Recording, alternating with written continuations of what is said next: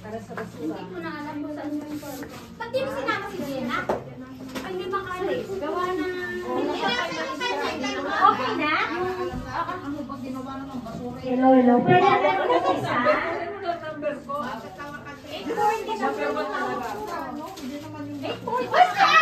number 1? Ako. Sana all. Ako na.